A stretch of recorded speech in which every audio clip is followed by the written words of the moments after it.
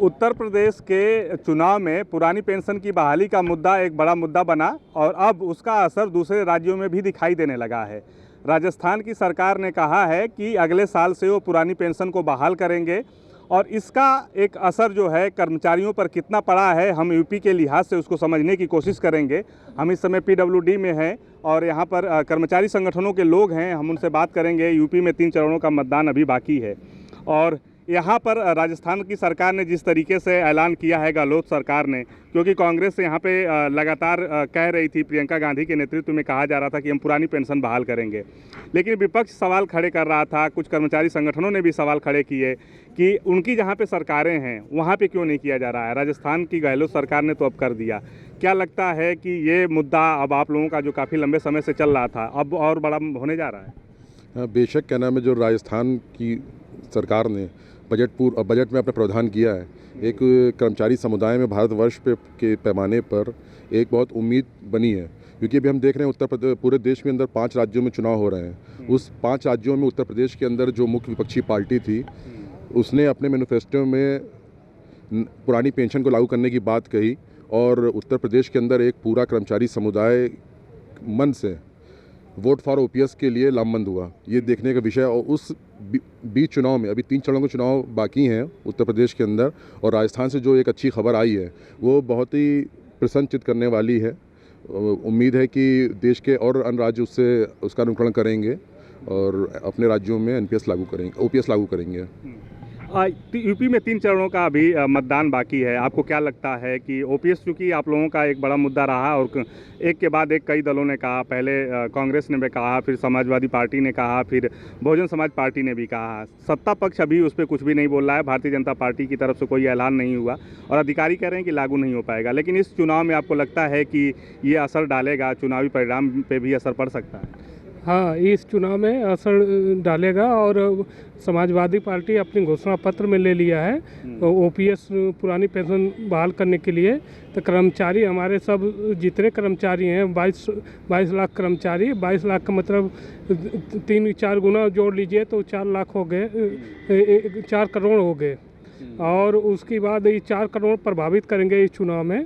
और जो ओपीएस बहाल करेगा, पुरानी पेंशन बहाल करेगा, वही देश पर राज करेगा। तो ये कर्मचारियों का कहना है कि जो बहाल करेगा वो राज करेगा। सर, बहुत बड़ी संख्या है आप लोगों की, मैम आप बात करेंगे? बहुत संख्या है, इतनी अच्छी खासी संख्या है, क्यों लगता है कि इतना सरकारों पे दबाव नहीं बन पा रहा है? दबाव बन रहा है, धीरे धीरे बन रहा है। अभी इन्होंने सपा सरकार ने अनाउंस किया, उसके बाद आप देख रहे हैं वोटिंग जैसे जैसे बढ़ती जा रही है और लहर बढ़ती जा रही है। और जब ये इन्होंने राजस्थान सरकार ने अनाउंस कर दिया, जो कि सत्ताधारी हैं, अभी खुद शासन में बैठे हुए हैं, उनके अनाउंस करने से और ज़्यादा हौसले बुलंद हुए हैं और सरकारी कर्मचारी बिल्कुल आगे इसको लेके रहेंगे। और लगभग हमको लगता है हर सरकार मानेगी। आने वाला जो लोकसभा का इलेक्शन होगा उसमें भी ये बहुत ज़बरदस्त और शायद पहला मुद्दा यही बनेगा। 2022 के चुनावी परिणाम 2024 के लिहाज से भी काफ़ी महत्वपूर्ण हैं और उसका असर दिखाई दे सकता है। बिल्कुल दिखाई देगा और अभी से ही लग रहा है कि अभी जैसे धीरे धीरे सभी सरकारें अनाउंस करती जा रही हैं और पार्टियां कर रही हैं कि सपा ने किया, बसपा ने किया, कांग्रेस ने कर दिया, तो अब आने जितने भी सरकारें हैं वो इसको अनाउंस करेंगी और बिल्कुल हम लोग लेके रहेंगे पेंशन। एक जो आमतौर पे धारणा रही है कि जो उत्तर प्रदेश के जो कर्मचारी हैं वो ज़्यादातर भारतीय जनता पार्टी के समर्थन में रहे हैं, क्योंकि बैलेट पेपर जो होता है उसका परिणाम जो है भाजपा के समर्थन में जाता है और जाहिर सी बात है कि बैलेट पेपर में वही मतदान करते हैं। पुरानी पेंशन का असर बैलेट पेपर पे भी दिखाई देगा क्या?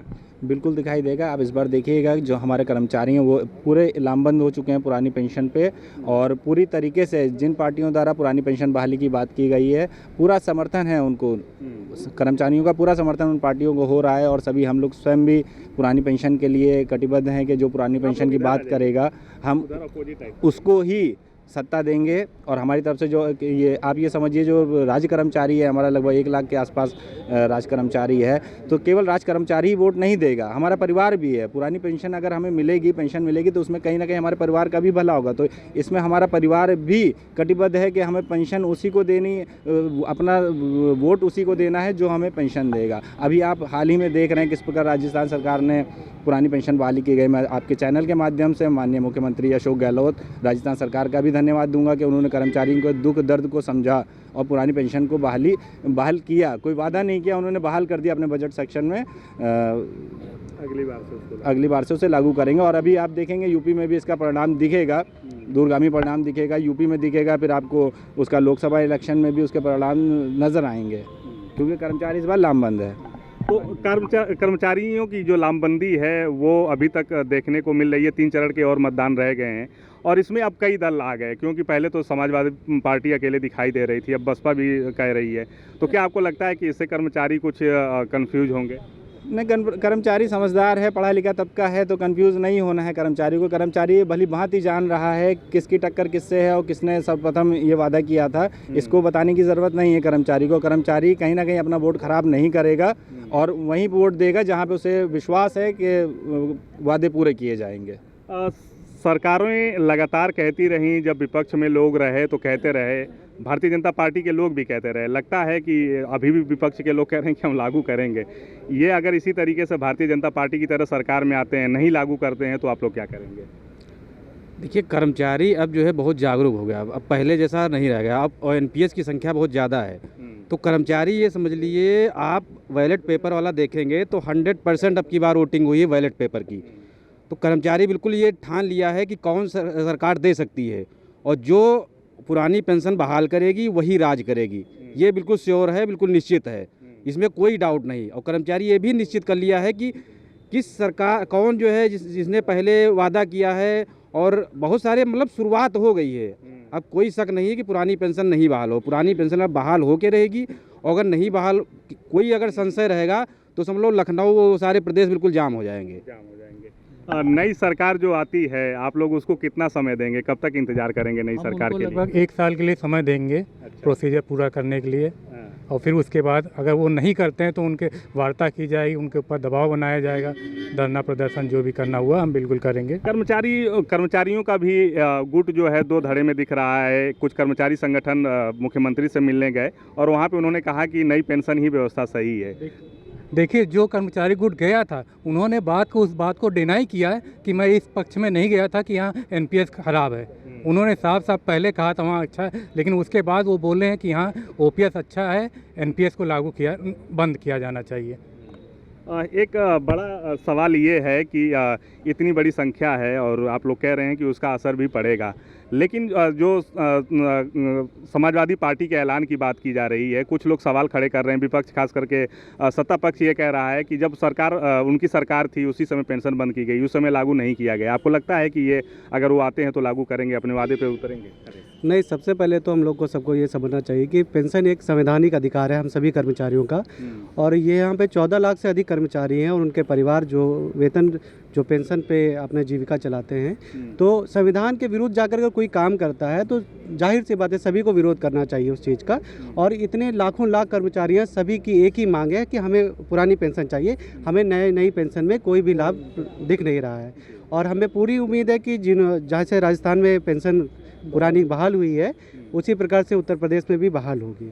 तो ये कर्मचारियों का कहना है कि उनको उम्मीद है और पेंशन जो है उनकी संवैधानिक व्यवस्था है। और सर, लगातार पेंशन को लेकर के बात कही जा रही है, उस पर काफ़ी चर्चाएं हो रही हैं, और ये कुछ लोग कह रहे हैं कि जो नई पेंशन का जो पैसा था जो जमा किया गया था वो काफ़ी जमा हो गया है। कुछ कर्मचारी संगठन ये कह रहे हैं, उसको कैसे मैनेज किया जाएगा और उसको कैसे लागू किया जाएगा जब ओपीएस आएगी? तो अब जो एनपीएस का जो पेंशन का पैसा है, अब ये गवर्नमेंट जहाँ पे दी होगी उस ढंग से गवर्नमेंट सर्च करेगी अपने ढंग से कि किस कंपनी को गया है, कैसे लेना देना, ये गवर्नमेंट का काम है, इसमें कर्मचारी कुछ नहीं कर सकते। अच्छा, तो इसमें क्यों आप लोगों को लगता है कि नई पेंशन स्कीम, अगर थोड़ा सा हम अंतर उसको समझने की कोशिश करें कि क्या अंतर है ओपीएस में और एनपीएस में? अरे बहुत बड़ा अंतर है भैया एनपीएस ओपीएस में। नई पेंशन में किसी का पेंशन ही कुछ नहीं है। हम अपने पैसे को हम जो करते थे भविष्य निधि में जमा, वो हम लोगों को मिलता था और उससे हम लोग पुरानी पेंशन मिलती थी। ये नई पेंशन तो एकदम से समझिए कि रद्दी की टोकरी है। क्यों नहीं, ये जो हमारे नेतागण हैं ये क्यों खुद नहीं लिए? ये अंतर तो आप यहीं से समझ जाइए कि उनको मलाई चाहिए, हम लोगों को छाछ भी नहीं मिले। ये तो बहुत ही घटिया ये एनपीएस सिस्टम इन्होंने लागू किया कर्मचारियों के ऊपर। इसलिए हम लोगों को ओपीएस चाहिए, पुरानी पेंशन की स्कीम हमको चाहिए, ये मेरा संवैधानिक अधिकार है। इसमें हम लोग भरपूर पुरानी पेंशन स्कीम के साथ हैं और रहेंगे।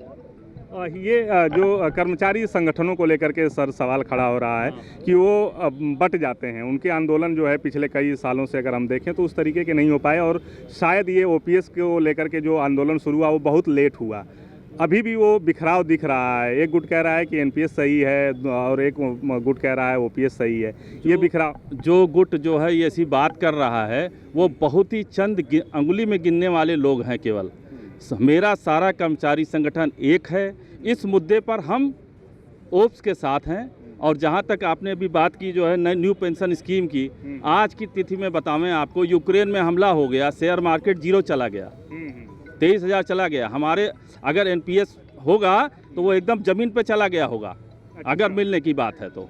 आज की स्थिति क्या है? एनपीएस जीरो है। ओप्स हमारा ये था कि हमारे बच्चे, हमारा परिवार, हमारा जब हम 30 साल की सर्विस कर लेते हैं, जब रिटायरमेंट होता है हमारा, तो हमारा यही एक सहारा रहता है। तो ओप्स हमारे लिए बहुत आवश्यक है, उसके अलावा हम कुछ भी सुनने को तैयार नहीं हैं। सर हम थोड़ा सा और इसको समझने की कोशिश करेंगे। कुछ लोग ये कह रहे थे कि बहुत आसान नहीं होगा राज्य सरकारों के लिए, क्या केंद्र सरकार की भी उसमें कुछ ऐसी भूमिका होगी जहाँ पे अड़ंगा फंस सकता है? नहीं, थोड़ा सा मैं आप पीछे जाना चाहूँगा। 1 अप्रैल 2004 में से केंद्र सरकार द्वारा एनपीएस लागू की गई, तत्कालीन सरकार द्वारा। उससे कालांतर में सितंबर 2013 में यूपीए 2 गवर्नमेंट ने संसद में प्रस्ताव लाके पीएफआरडीए को कानून का रूप दिया। जो एनपीएस है, न्यू पेंशन स्कीम है, वो पीएफआरडीए के अंतर्गत के नियामक संस्थान है, जो पीएफआरडीए जो ऑथराइज बॉडी है उसके द्वारा संचालित होती है, जिसके अंतर्गत हमारा 40% शेयर मार्केट को पैसा, 60% में 20% पेंशन के रूप में 40%, और इस तरह से उस 100% का बंटवारा है पैसे का। सबसे बड़ा सवाल है जो शेयर मार्केट के रूप में के हवाले पैसा होगा। जो हमारे पास एक आंकड़ा था 2018 तक हमारी स्टेट गवर्नमेंट का कम से कम लगभग 800 करोड़ रुपया हमारी स्टेट गवर्नमेंट के फंड मैनेजर, जो 3 फंड मैनेजर हैं स्टेट गवर्नमेंट के, वो उस पैसे को कहीं सही जगह लगा नहीं सके थे। ये एक ऑन रिकॉर्ड बातें हैं। दूसरी बात, जो बहुत से लोग कहते हैं कि एनपीएस लाभकारी है, तो मेरा अपने आप में व्यक्तिगत सवाल है कि जो सांसद हैं, माननीय विधायक जी हैं, माननीय लोकसभा सांसद हैं, वो इस एनपीएस को अडॉप्ट क्यों नहीं करते हैं? और ये जो एनपीएस का सवाल है, जो ओपीएस सवाल है, ये सामाजिक सुरक्षा का सवाल है। जब सामाजिक सुरक्षा के सवाल के इस रूप में हम देखते हैं, जब हम रिटायर होंगे, रिटायर में जो हमारा माह का अंतिम वेतन होगा उसका 50% निश्चित हमारा गारंटी है कि उसका हमको ओपीएस मिलेगा। उस पर जो समय डीए लागू होगा वो अलग से उसका लाभ होगा। और जहाँ एनपीएस का सवाल आता है, जो हम 60% के अलावा जो 40% की राशि है जो शेयर मार्केट पर लगी है, उस 40% में जो पेंशन निर्धारण होगा वो किस आधार पे होगा? अभी आप देख रहे हैं यूक्रेन का सवाल हमारे सामने है। जब आप देख रहे हैं कि यूक्रेन के अंदर हमारे भारत देश के बच्चे यूक्रेन जो पढ़ रहे हैं, उन बच्चों को लाने के लिए जो वहाँ का किराया आप मीडिया बंधुओं के माध्यम से हमको पता चल रहा है कि जो किराया वहाँ 20,000 था, 25,000 रुपये था, वही एयरलाइंस कंपनियाँ वही 50,000 60,000 वसूल नहीं है। तो ये जो दिखने वाला सवाल है कि निजीकरण का और सरकारीकरण का, तो जो ओपीएस है वो सरकारी क्षेत्र की स्थिति है, उसमें हमें गारंटी है, उसमें हमारी सुरक्षा सरकार ओन करती है। और एनपीएस में जो हमारी सुरक्षा है वो हवा में रहेगी, निजी संस्थाओं में रहेगी, फंड मैनेजरों के भरोसे रहेगी।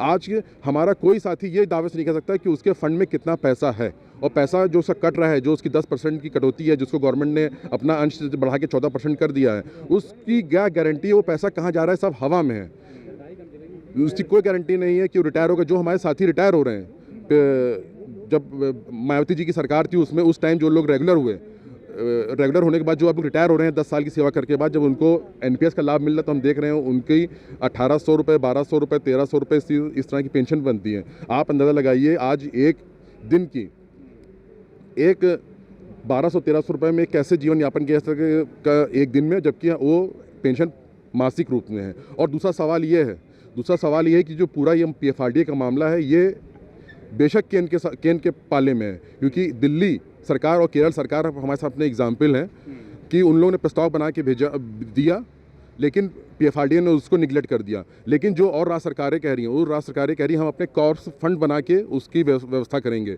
उस पे उसकी ओर कर्मचारी देख रहा है। जैसे उत्तर प्रदेश में मुख्य विपक्षी पार्टी ने अपने मैनिफेस्टो में लिया कि वो व्यवस्था करेगा, लेकिन अभी कॉर्पोरेट फंड्स बनाएगा, तो उस कॉर्पोरेट फंड्स की कैसे मैनेजमेंट करेगा, ये देखने का विषय है। और उसके अलावा हम कर्मचारी, हम पिछले 15 साल से आंदोलन कर रहे हैं। हम 2018 में हमने आंदोलन किया, 2019 में हड़ताल की, हमने 2018 में संसद मार्च किया, 19 में हमने संसद का घेराव किया। हम आंदोलन के भरोसे हैं, हम किसी राजनीतिक पार्टी के भरोसे, किसी राजनीतिक पार्टी के मैनिफेस्टो के भरोसे हम नहीं हैं। हम अपने आंदोलन के भरोसे हैं, अपने कर्मचारियों के ताकत के भरोसे हैं। अगर कोई भी सरकार बनेगी, जो सत्ता में सरकार है वो तो OPS की बात ही नहीं कर रही है। वो उसने मना कर दिया कि वो OPS नहीं। लेकिन जो लोग OPS की बात कर रहे हैं, अपने मैनिफेस्टो में लाए हैं, उनसे हमारी पूरी हमदर्दी कर्मचारी समुदाय की। लेकिन कतिपय कारणों से अभी चुनाव बाकी हैं, पूरा जो कर्मचारी समुदाय है वो लामबंद है। अगर कहीं पे कोई भी इफ एंड बट होगा, क्योंकि इन्होंने कहा है जो उनके 5 मुख्य, इन्होंने कहा जो मुख्य विपक्षी पार्टी है उसने कहा कि हम सत्ता में आएंगे तो हमारे 5 हैं, उसमें से एक NPS का सवाल की पहली कैबिनेट में शामिल करेंगे। अगर ऐसा नहीं होता है तो हमारे पास आंदोलन का विकल्प कर्मचारी आंदोलन के सामने हमेशा खुला है। हम आंदोलन की राह पर रहेंगे, सड़क पर रहेंगे, वो हमारा संवैधानिक अधिकार है। लेकिन हम उम्मीद, क्योंकि दुनिया जो उम्मीद से चलती है, आशाओं से चलती है, हम उनकी तरफ आशाएं हमने लगा रखी कर्मचारी समुदाय ने, हम उन पर भरोसा करते हैं। इसलिए आप देख रहे होंगे कर्मचारियों में एक स्वतः उत्साह है। और जो OPS के लिए हमारा जो कैंपेन चल रहा है, वोट फॉर OPS, वो आपको परिणामों में दिखेगा। तो ये कर्मचारी लोग हैं जिनका कहना है कि जो चुनावी परिणाम है उसमें OPS का असर दिखेगा और लगातार इसके लिए कैंपेनिंग की जा रही थी। और साथ ही नई सरकार को, जो अभी फ़िलहाल बनी नहीं है, उसको चेतावनी भी दी है कि अगर नई सरकार आती है, अगर OPS की बहाली को लेकर के कोई दांव पेच फंसाती है तो आंदोलन के लिए तैयार रहेंगे। कर्मचारी सब तैयार हैं और सरकार के खिलाफ आंदोलन भी करेंगे। सहयोगी दिनेश के साथ सुशील कुमार, डेली इंसाइडर, लखनऊ। और देश दुनिया की तमाम ताजा तरीन खबरों के लिए आज ही गूगल प्ले स्टोर से इंस्टॉल करें हमारा तेजी से उभरता न्यूज ऐप डेली इंसाइडर।